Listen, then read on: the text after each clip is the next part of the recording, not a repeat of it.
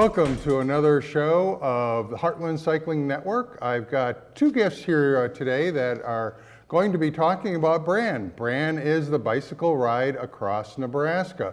I've got the president of the organization, Doug Schirlie, as well as the vice president in charge of public relations, Lee Lazure. Welcome, guys. Morning. Thank you. Welcome. So, tell me a little bit about your background in cycling first, okay? Obviously, if you're involved in Bran, you must have ridden a bike sometime along the line. I've been in bicycling for about 25 years. Started off with a basic bike and said, you know, this is a lot of fun. And then I graduated, moved up to a road bike, and I said, you know, one of these days I want to do Bran because it's a great ride. And so I was prepared for it and did my first ride back in about 2010. Okay, so you've ridden Bran a number of times then? Yes, 9 times. And wow. Just enjoy it. It's a great ride with great people. Okay, okay. And Doug, what about your background in cycling? Oh, let's see. I kind of got involved in, or more interested in cycling when I hit about 39 years old. I had made it a goal that I always wanted to ride across the state. And living in Nebraska, it just seemed to fit. So about that same time, my kids were getting about the right age. They might appreciate doing something like that. We got together, got some bikes for them, and I quit smoking probably 2 years before that. Everything just seemed to fit in line. So I had some friends that had ridden it before and kept taunting me to come ride it. So one of my wife's friends from where she works, and he kind of got us all set up and going. And from there on, it just seemed like every summer that was what we had to do. So it's been involved almost 20-some years, well, 22 years now. Okay. COVID. Okay, wow. So tell people what is Bran. I mean, it stands for Bicycle Ride Across Nebraska, but what does it really entail? I mean, give us sort of a snapshot. You take that? Well, sure. It's a fun ride. It's a non-competitive ride, non-profit ride. Monies that we earn from the fees for the ride pay for the expenses, and also it goes to the scholarships that we provide to each of the overnight towns. And the town that does the best job of supporting us gets an extra $1,500. Oh, and it goes to the high school students to go on to college or trade school or whatever training they want to get from there. And it's just the camaraderie is just so much fun. We limit it to about 600 riders. Okay. And we're always trying to get more younger riders involved, and family rides. We encourage that a great deal. And it's just a chance to see some of the really outstanding, neat people in the state of Nebraska. The small towns really come out and support us. And of course, we provide some financial incentives to them for their restaurants and bars and schools and churches with feeds that they put on. So it's a very rider-friendly type event, and everybody involved with it has a great time. And, Okay. Well, riding across Nebraska, you're not going to do it in one day. So how many days does it usually take? Bran consists of 7 days. But with our new program of trying to indoctrinate some younger riders and stuff in the past, we tried to offer discounts for college students that could prove, you know, they were attending college. And we just didn't seem like we were getting our bang for the buck. So as time went on, we were looking for new ways to change that. My wife and I talked about basically bringing in a different system and copying some of the other rides, because we had recently been to the National Bike Directors Tour Conference. And some of the things that they were doing were starting to hit home for what Bran needed to do to go toward the future. One of the things that we picked up on was, if we don't discount the ride and we allow them to pick up so many days of the ride instead, say 3, 5, or 7 is what we've actually reverted to, and it can be the first 3, first 5, or the last 3 and the last 5, or all 7, which works out good for a lot of these college students where they're just getting out and they're working part-time. They might have a week's vacation if they're lucky, and to spend their whole week on a bicycle ride just doesn't excite most people. They need some of those days for sick days and so forth. So by putting that into there, it seems like it's turned the page, and we're starting to pick up another group of riders in there. Currently we still have a lot of the original riders. We actually have one that's done all 40. This will be his 40th ride coming up. He's actually been doing it since day one, and he's the only one. He's a former Omaha school teacher, as a lot of our old-time riders are. They kind of helped host and start the ride. So that's kind of a little bit of a background nugget on how Bran got started. It was a lot of teachers.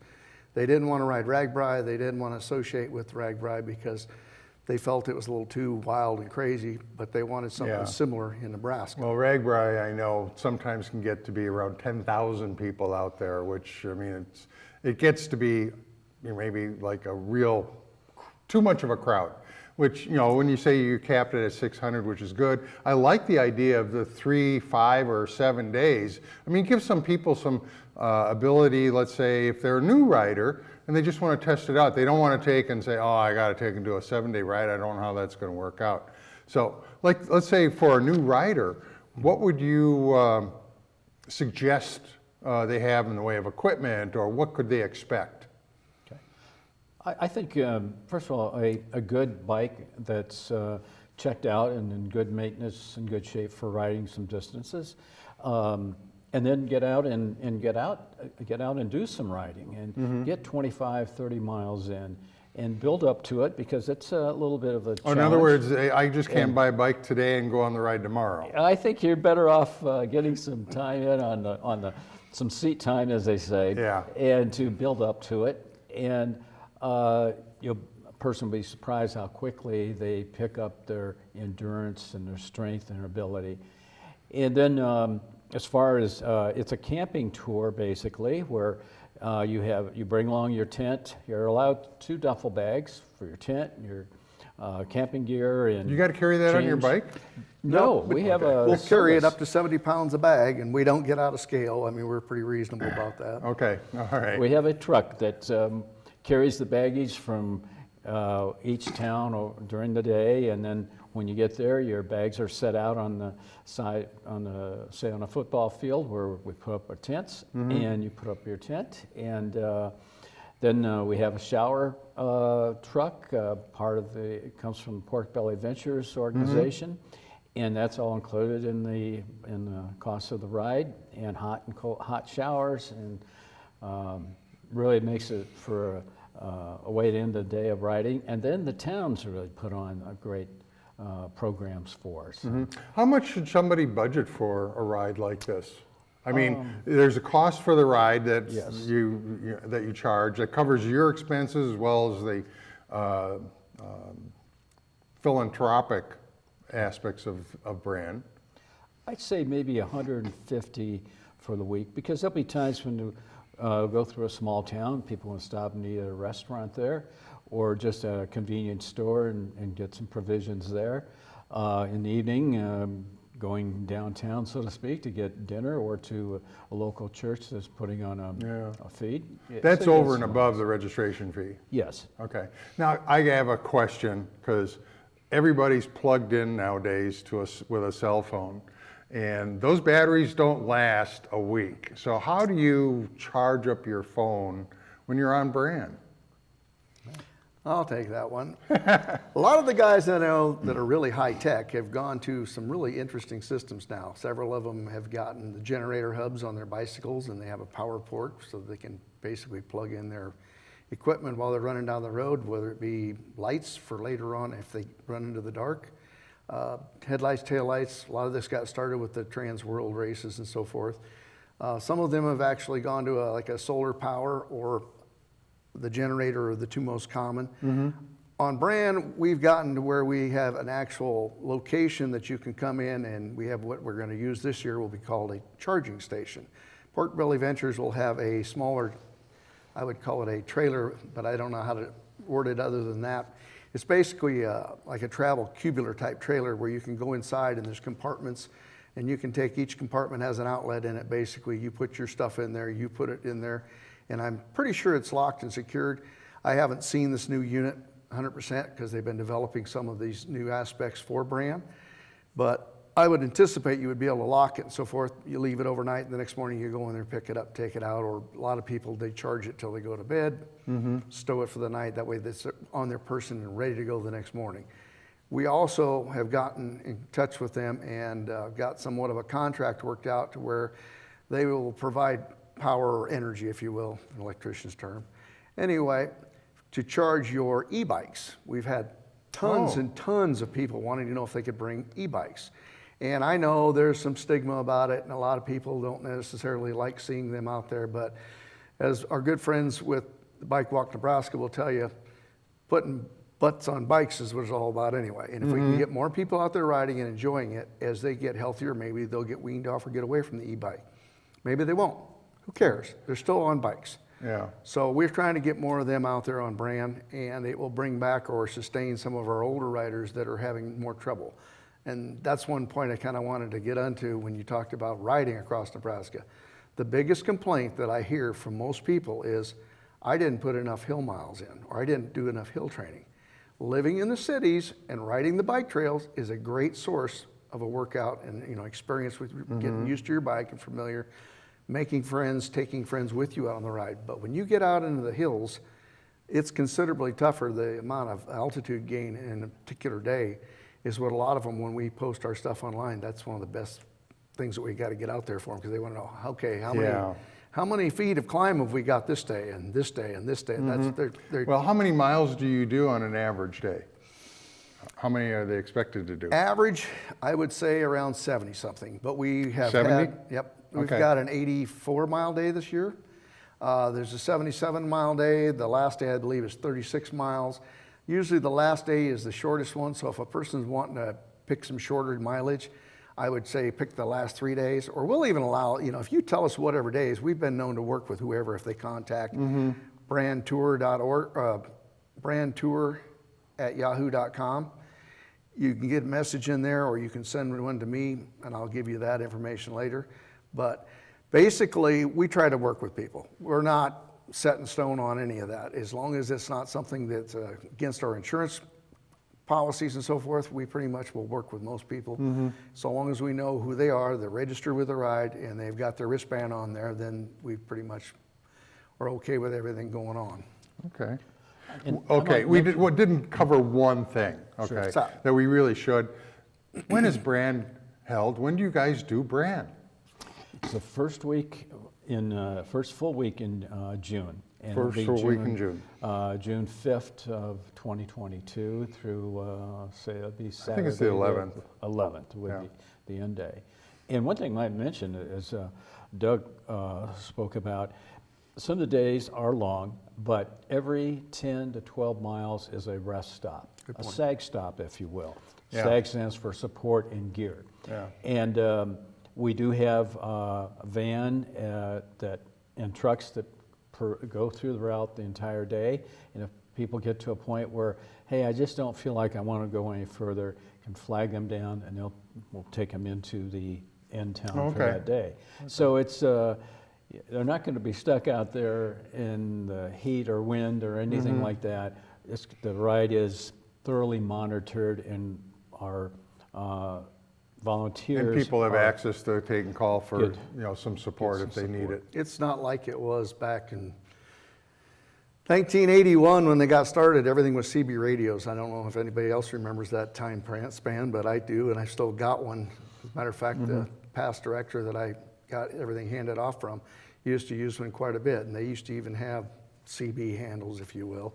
So we all got nicknames for each other. But the one thing about that today, if you pull up to one of these SAG stops, well, let me just back up. We have roving SAGs, stationary SAGs, and then we have the SAG wagon, which is the one that picks people up basically. It's a 15-passenger Ford van towing a trailer with bicycle racks mounted so that it can actually easily pick up a bike and accommodate it so it doesn't get banged around and scratched up. And the rider goes into an air-conditioned or heated van, depending on the day.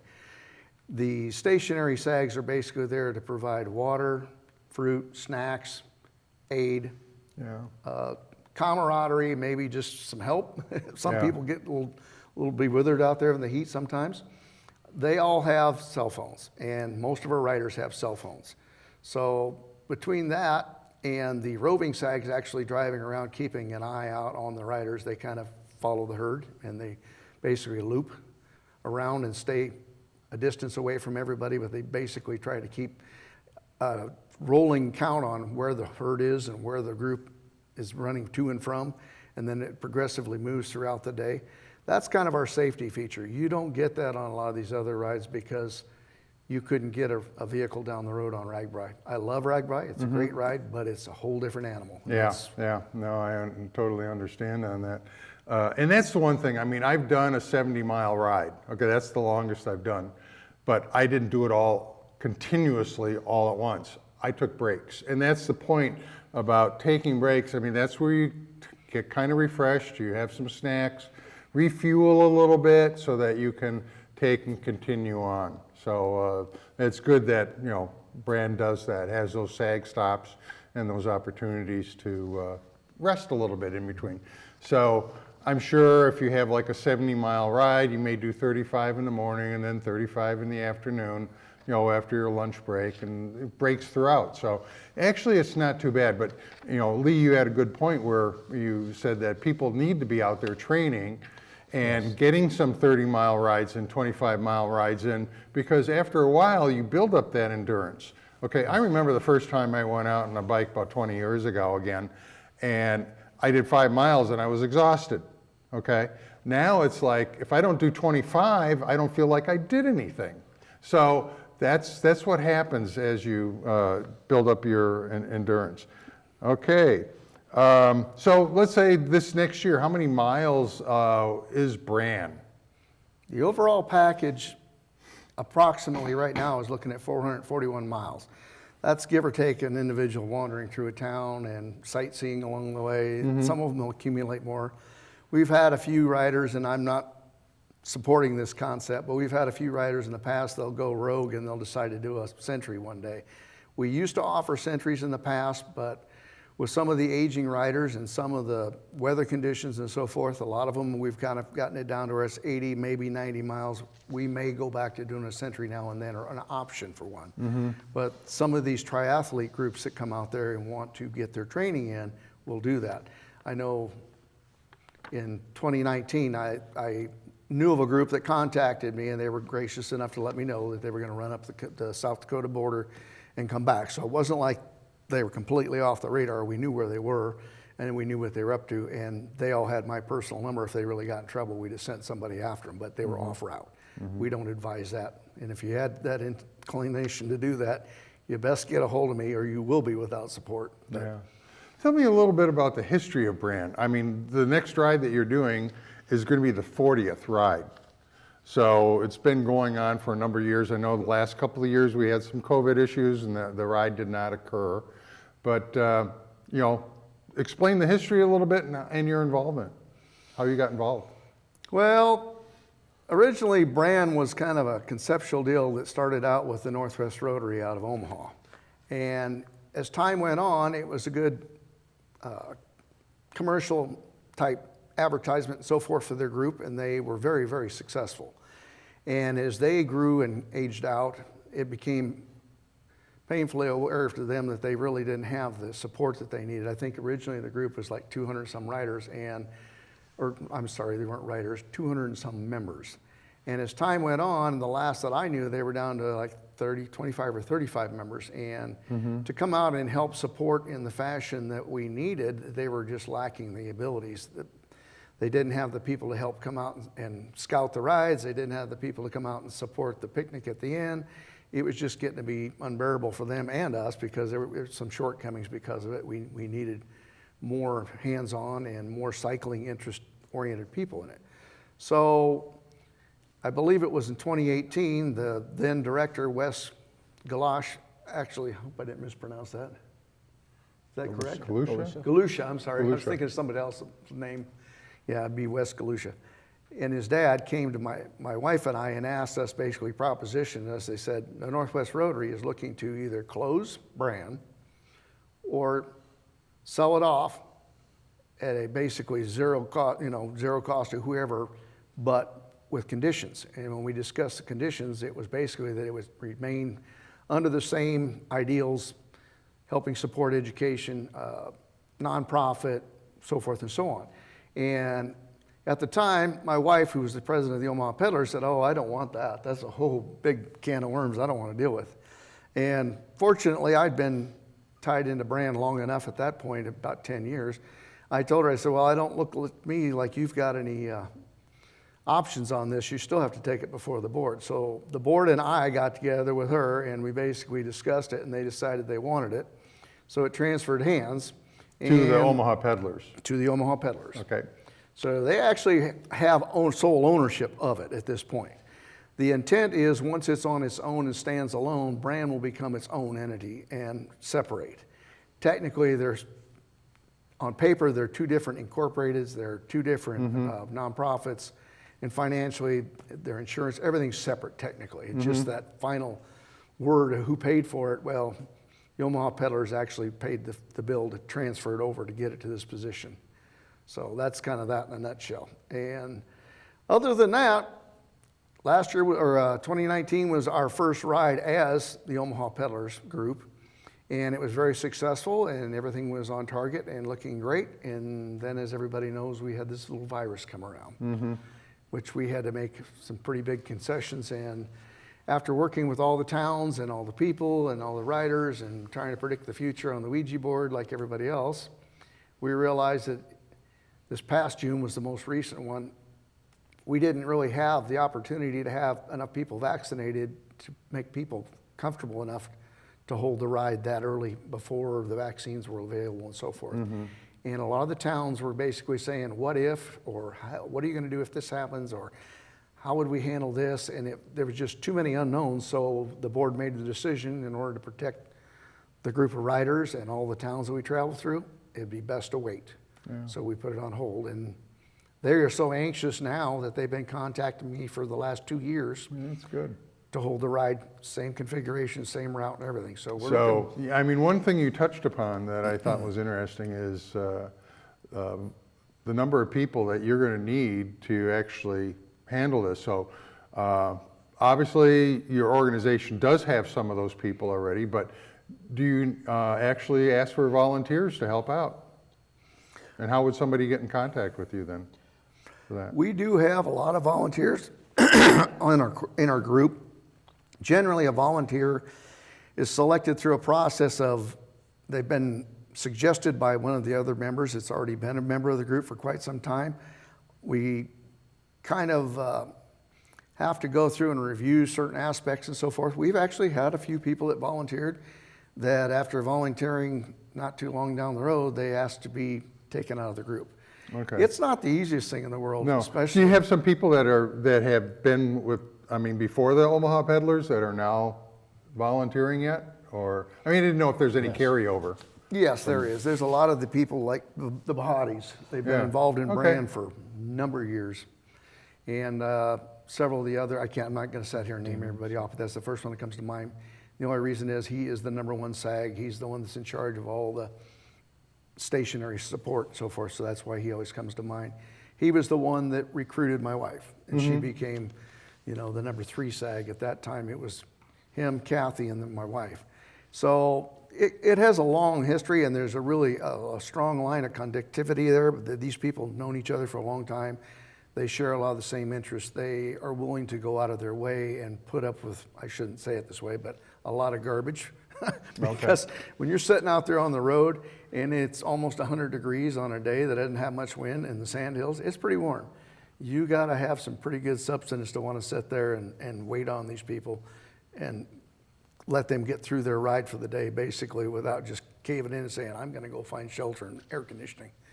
So We're always looking for volunteers to help out, and sometimes we have people who will work at a SAG stop on a particular day, and then the next day they're riding their bike, and they kind of rotate that with other people.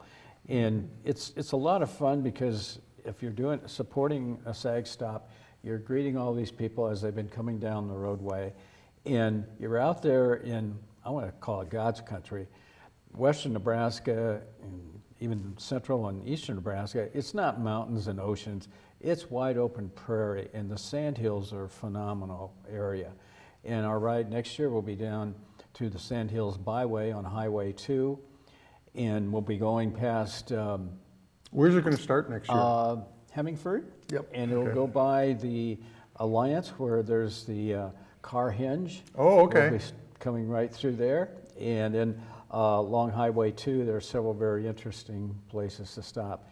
So SAG support is fun as well because you're greeting people and you're out there in really some awesome country, and it's fun just as much as riding in a way. Okay, well, that's just about it for today's show. But one of the things I did want to mention is that Bran 40 will be June 5th through the 11th, 2022, and you can go out to their website, brand-inc.org, to find out more information. And when registration opens up, that's one of the places that you can go.